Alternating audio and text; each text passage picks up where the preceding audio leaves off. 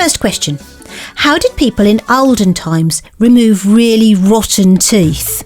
Well, back in the mists of time, if a tooth was causing pain, primitive man would simply smash it out with a rock or a mallet. Ancient Chinese dentists trained their fingers to be strong enough to pull the teeth out.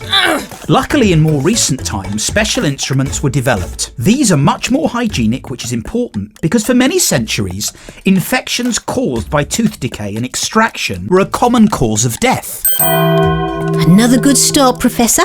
Right, true or false? In past times, you would go to the barbers if you had a toothache. That's true.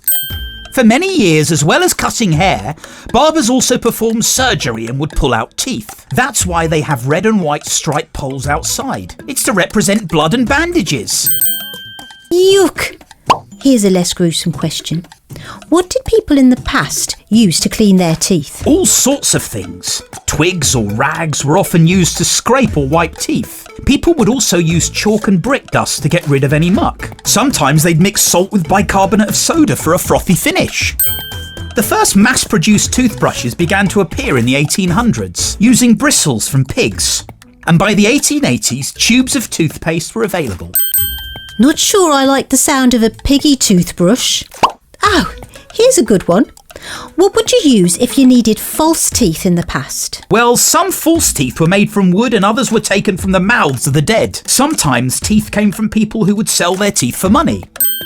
These days, false teeth are made from very high-tech plastics, which are so realistic, it's impossible to tell they're not the patient's own choppers.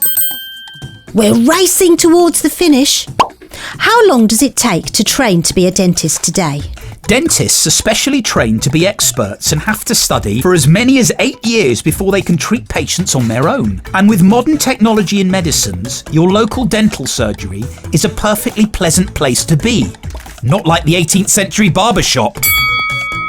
That's correct. And time's up. Brilliant, Professor. Very respectable score there. And lots of data for our digital dental depository. Professor Hallux's Digital Dental Depository, with support from Philips Sonicare. Find out more at funkidslive.com/Hallux.